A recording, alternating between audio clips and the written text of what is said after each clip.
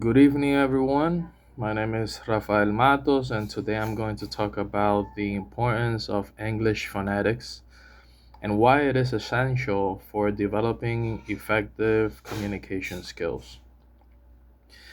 English phonetics is the study of the sounds of the English language. It teaches us how sounds are produced, pronounced, and understood.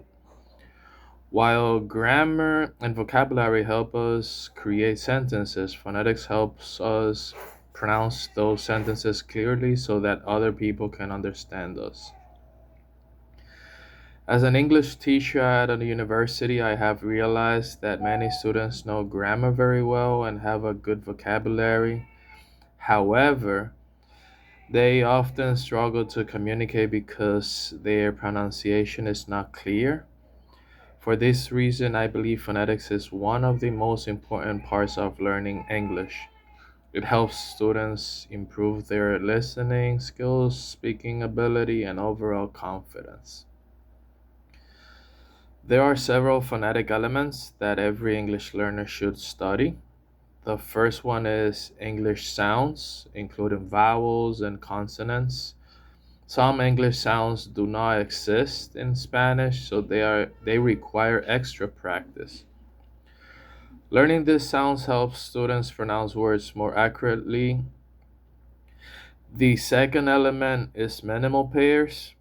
These are words that differ by only one sound but have completely different meanings. For example, ship, sheep, live, leave, hat, hot. These words may sound similar, but a small change in pronunciation changes the meaning completely.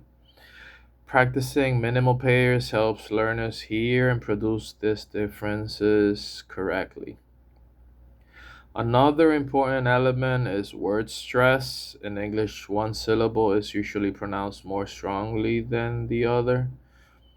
For example, present is a noun, present is a verb. Notice that the pronunciation changes depending on which syllable receives the stress. Sentence stress is also very important. In English, we usually stress the most important words in a sentence.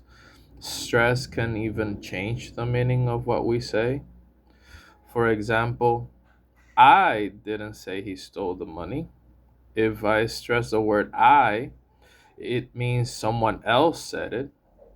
If I stress the word he, it suggests that another person stole the money. If I stress money, it means he stole something else instead of the money. This example shows how sentence stress helps express different meanings. Another essential aspect of pronunciation is intonation, which is the rise and fall of the voice. For example, we usually use rise and intonation for yes or no questions. Are you ready? But we use falling intonation for statements and WH questions. Where are you going? Using the correct intonation helps us sound more natural and express emotions such as surprise, excitement, confidence, or doubt. Another useful tool for pronunciation is the International Phonetic Alphabet, also called the IPA. It helps learners know exactly how words are pronounced, even when English spelling is confusing. Dictionaries use IPA symbols to show pronunciation, make it easier to learn new vocabulary. Technology also plays an important role in learning pronunciation. Today, students can use applications such as Elsa Speak, Youglish, Forvo, Duolingo, or online dictionaries to listen to native speakers and receive immediate feedback on their pronunciation. These tools make pronunciation practice more effective. In my own classes, I encourage students to read out loud, imitate native speakers, record themselves speaking, and practice listening every day. These activities help students become more aware of their pronunciation and improve their fluency over time. It's also important to remember that the goal of learning phonetics is not to eliminate our accent.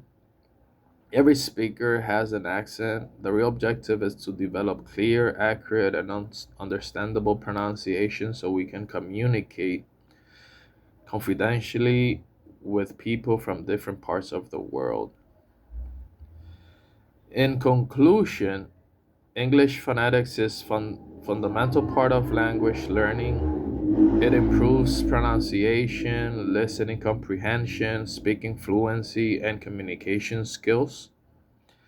As both an English teacher and a lifelong learner, I believe that phonetics deserves the same importance as grammar and vocabulary because all three work together to help us become effective English speakers. Thank you very much for your attention.